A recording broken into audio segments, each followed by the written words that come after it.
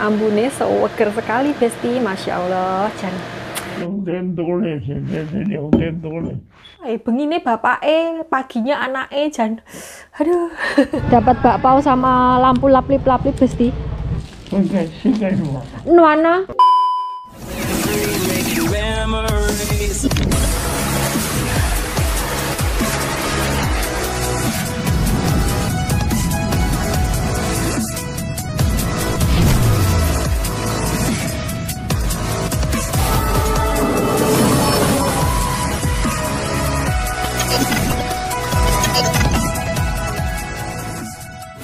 Semua 东西奇怪，我听不懂阿公讲什么。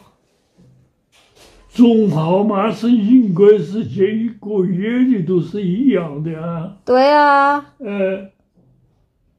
拿什么了？那借你这个中号码。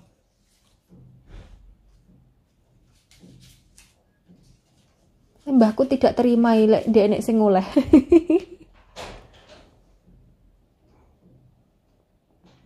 这个不是，这个也是中号码嘛。没有，阿公都没有装一个都没有。不可以，我是觉得他就真的那么奇怪。200，这个有800中号码，这里的中号码怎么有800？然后我要怎么样呢？哎呀，我听不懂阿公讲什么。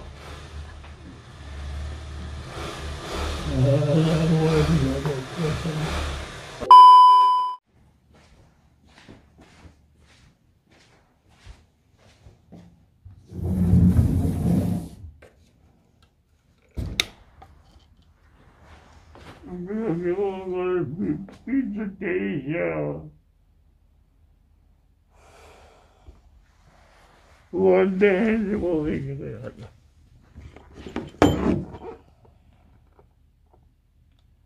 6点多了，现在是6点多了。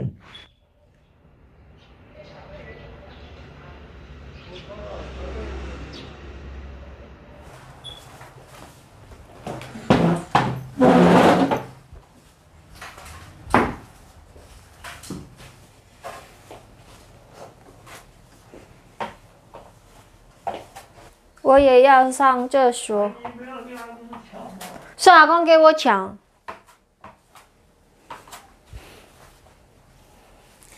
Halo, assalamualaikum warahmatullahi wabarakatuh. Ketemu lagi dengan Dian di Taiwan. Nyapu-nyapu Besti sambil ngomong mbahnya jalan-jalan bola balik. Mungkin sebentar lagi ngajak keluar. Hari ini mendung ya. Cuacanya itu cuaca depresi gitu loh. Bikin stres. Ini tadi tuh sebenarnya mbahnya itu masih bad mood ya Besti. Gara-gara kemarin itu mencocokkan Fabio ini loh. Mencocokkan ini, terus nggak ada yang cocok, katanya itu kok aneh banget, kok nggak ada yang sama, wes pokoknya intinya ngamuk-ngamuk lah. Yang diamuk itu saya sama Pak Bos. Duh, kalau sore sudah seperti itu, malamnya biasanya itu susah tidur lah, tenan. Bolak-balik bangun, yang benerin selimut lah, yang popoknya begini, yang popoknya begitu, yang belum minum obat, terus pokoknya eneng. Acaranya itu ada aja. Terus Pak Bos hari ini tuh tidak makan di rumah karena beliau sedang mendaki gunung, lewati lembah. Jadi beliau hiking lagi. Terus pagi-pagi buta itu sudah gembluwodak saja, Jan. Anak sama bapak, waduh, bengine bapake, paginya anake, Jan. Aduh.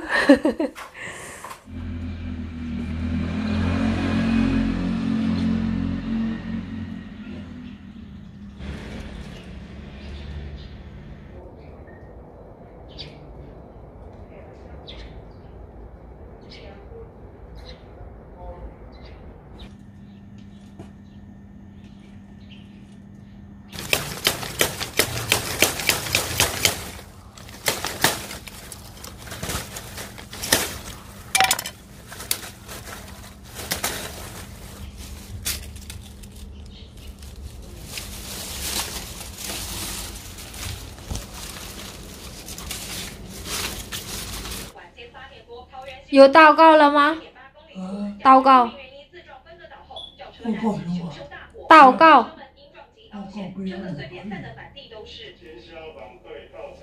不是。祷告。祷告，这样，哦，祷告。对。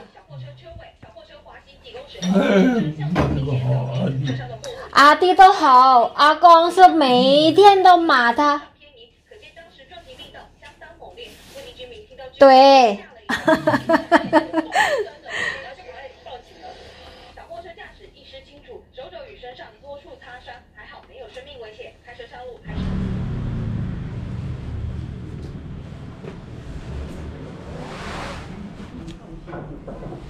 Mau antri ngambil bakpao sama snack di Balai Desa Besti. Festival Lampion. Dapat bakpao sama lampu laplip-laplip Besti. 这个赶快吃。是干什么？暖呢？我要2个，但是他们给1个而已。哦。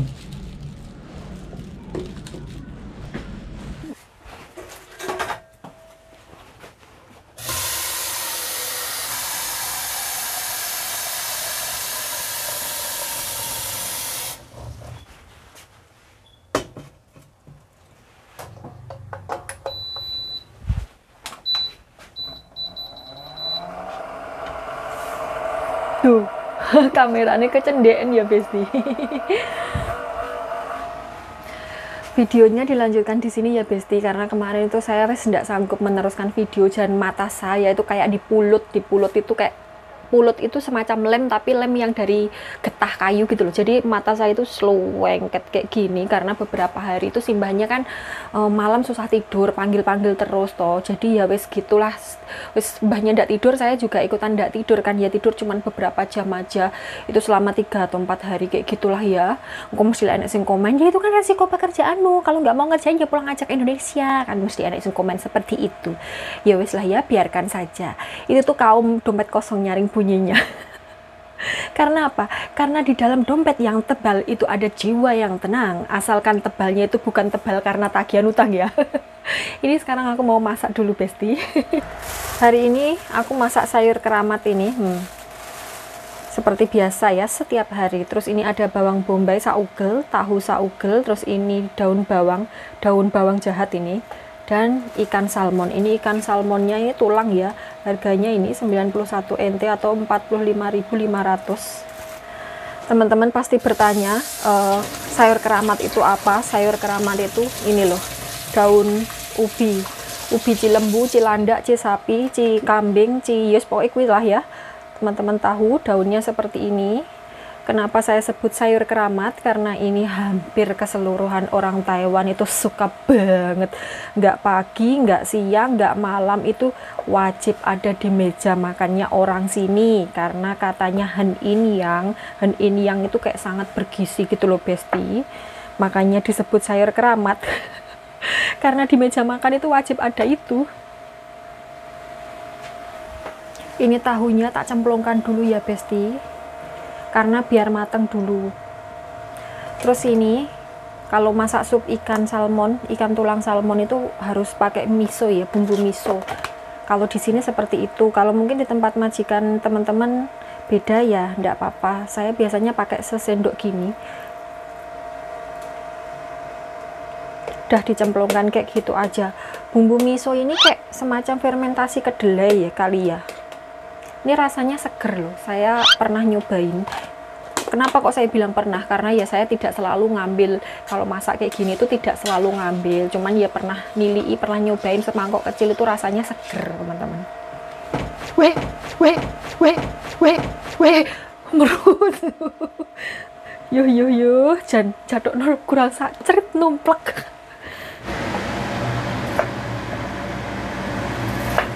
Ini bawang bombay ya.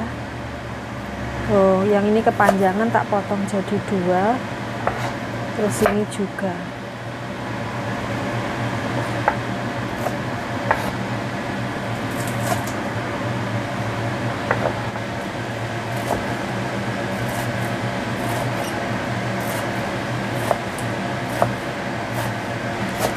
Ini daun bawang jahat ini seger banget loh Besti kalau buat masak. Ini menurut saya loh ya, menurut saya ini lebih seger daripada daun bawang yang biasanya itu.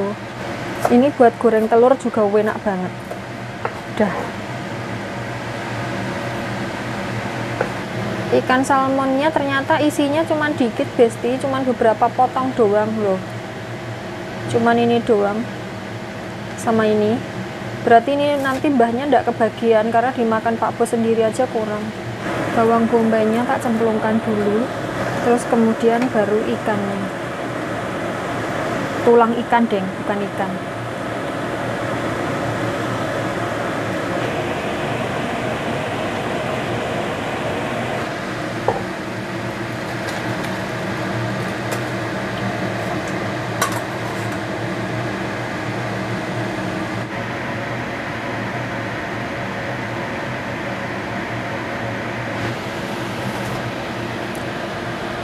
Satu menu sudah matang, sup tulang ikan salmon. Ambune seger sekali besti, masya Allah. Sekarang mari memitili sayur keramat. Ini tak pitili segini-segini ya besti, segini. Jadi gagangnya ini atau tangkainya ini disisakan cuman sedikit aja, nggak sampai bonggol karena majikan tidak suka tangkainya ini. Jadi harus dipitili seperti ini. Kalau di majikanku yang dulu ini dibiarkan nelolor-nelolor seperti ini karena sayang, ini juga bisa dimakan gitu katanya. Jadi kalau kerja di Taiwan itu masak apapun itu menyesuaikan selera majikan masing-masing. Kalau seumpama cara masaknya nggak sama ya jangan dipaido, jangan dijulitin. Soalnya ya gitu, tiap lidah itu wes beda-beda. Kalau di rumah ini pengen yang begini ya nuruti, kan kita yang gaji majikan. Jadi nggak harus sama. Kalau seumpamanya pas ketepaan sama ya mungkin seleranya pas pada. Bodoh maksud saya. Aku mau mengungak mbahnya dulu ya besti. Takutnya nanti kalau beliau manggil terus nggak denger gitu loh, kan saya mengempakkan ini penyedot asap. 2000 years later. Ternyata mbahnya masih ngorok-ngorok. Ya Allah, kalau malam itu nggak mau tidur, kalau siang tidur terus, wes ya mau dilarang juga nggak bisa, soalnya ya piye kadung matanya lengket itu kan, kalau kita ngantuk seumpamanya yus merem ya merem, mau dipaksa kayak gimana ya nggak bisa. Ya wes kayak anak bayi gitu loh besti, siang jadi malam, malam jadi siang kayak gitu, ya wes seperti itu. Makanya aku kalau seumpamanya siang gitu, kalau ada kesempatan tidur ya ikut tidur. Kalau kayak gini kan nggak ada kesempatan tidur saya, waktunya masak untuk ditinggal dulu. Kalau misalnya kerjaan-kerjaan yang lainnya itu bisa ditandangi nanti gitu, aku ya ikutan tidur. Kalau nggak gitu saya ikutan guling, karena malam kan ya setiap hari begadang kayak gitu kan ya nggak setiap hari sih ya, kadang-kadang. Oh iya, aku ingat kemarin tuh ada yang bertanya di Taiwan itu apakah yang dimaksud dengan job tasau. Job tasau itu artinya bersih-bersih ya. Jadi kalau kalian di PT misal dapat job tasau, itu artinya kalian tidak perlu menjaga orang tua. Jadi kerjaannya itu bersih-bersih, cuman bersih-bersih doang sampai ius kinclong. Terus enakan mana job tasau atau jaga orang tua? Ya setiap pekerjaan itu memiliki resiko masing-masing, memiliki enaknya sendiri, memiliki kesulitannya sendiri. Pokoknya setiap kerjaan itu ada plus minusnya gitu loh besti. Kalau jaga orang tua kebanyakan kan pikun ya, kayak gitulah, siang jadi malam, malam jadi siang. Kadang-kadang itu seneng reok, suasana hatinya, moodnya itu gampang berubah, kayak simbah gitu, kayak barusan guyon gitu ya, ujung-ujung itu marah-marah nggak jelas, sembarang yang tak kerjaan itu nggak benar kayak gitu. Jadi ya kita itu harus dijembarkan sabarnya kayak gitu loh besti. Ya sebenarnya kalau nuruti emosi ya emosi, tapi yo piye neh, dilawan juga percuma, namanya juga orang pikun ya toh. Jadi ya wes sakarep-karepnya saja kayak gitu kalau jaga orang tua, kalau yang sudah pikun. Terus kemudian belum lagi kalau orang tua yang misal lumpuh kayak gitu, itu walaupun kita nggak usah ngetutkan kemana-mana, tapi ya itu ya susah besti, harus kayak balik badan setiap 2 jam sekali, terus kemudian ganti popok, ganti dan lain sebagainya, ganti spray. Kalau nggak seperti itu takutnya nanti ada luka di bagian tubuh bagian belakang. Kalau sampai ada luka, kerjaan kita semakin repot kayak gitu. Terus kalau seumpamanya punya pasien yang masih muda tapi bisa kemana-mana kayak gitu, kan ada di sini tuh yang orang-orang muda itu yang jadi mohon maaf jadi cacat kayak gitu gara-gara kecelakaan atau apa kayak gitu, itu ya resikonya kita harus ngetutkan kemana-mana kayak kobro ndak leren blas kayak gitu loh. Terus kalau job tasau itu ya resikonya ya harus bersih-bersih, kadang bersih-bersihnya itu kayak di luar nalar gitu loh, sampai lampu gantung yang ada di atas banget itu juga harus dilapis satu-satu. Terus kemudian gosok genteng, jadi genteng itu harus dicuci, dibersihkan biar nggak ada lumutnya. Tembok itu juga harus dibersihkan. Kobro yo, ini kasarnya, bahasa kasarnya kobro, lantai pun harus dijilat sampai kinclong kayak gitu. Karena biasanya pas kalau job tasau itu ngeceknya itu pakai tisu besti. Aku kan sudah pernah walaupun saya juga jaga orang tua, tapi di majikan saya yang dulu itu saya juga disuruh bersih-bersih kayak gitu loh. Itu tuh kayak kalau seumpamanya lantai itu dipel itu sudah kelihatannya udah bersih ya, udah bersih, tapi majikan ngeceknya pakai tisu. Kalau pakai tisu itu nggak kena dicolong besti, jadi ibaratnya walaupun ada kotoran sedikit aja, tisu itu kan wis jadi tisu, satu lembar tisu itu digosokkan ke lantai seret kayak gini. Kalau seumpamanya tisunya masih hitam ya disuruh ngulangi lagi kayak gitu. Itu nggak hanya di lantai, di meja, terus di perabot-perabot kayak gitu, semuanya di seret kayak gitu. Itu kalau job tasau. Jadi pekerjaannya apapun itu pokoknya di resiko sendiri-sendiri lah, punya plus minusnya masing-masing. Kayak jaga anak pun juga sama aja. Tapi kalau jaga anak itu enaknya kita jadi pinter bahasa, karena ya sambil belajar sama anak-anak itu tadi, wes pokoknya intinya ada kekurangan dan kelebihannya masing-masing lah ya. Nggak bisa dibilang enak yang ini, enak yang itu kalau kita belum ngelakoni sendiri atau menjalani sendiri. Ini sayur keramatnya cuma tak rebus doang ya besti. Ini air rebusannya sudah tak kasih garam sedikit. Ada yang dioseng juga, jadi tergantung selera majikan masing-masing itu. Ini kalau musim dingin, kalau pas suhunya dingin banget, aku pegang panci kayak gini tuh nggak terasa panas walaupun airnya sudah mendidih. Jadi kayak enak gitu loh, malah nyaman, anget-anget gitu. Tapi kalau pas musim panas ya melocot. Jadi kalau pas musim dingin ngentas panci seperti ini tuh malah enak, soalnya kerasanya itu anget.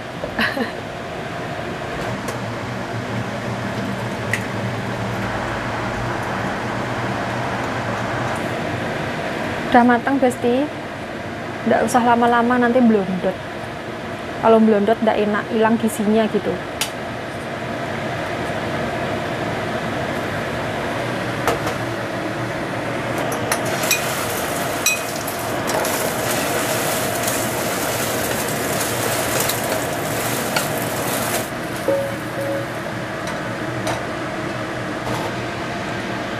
Oke, sayur keramat sama scramble egg-nya sudah mateng. Sekarang aku mau menyajikan kepada Pak Bos dulu ya, Besti.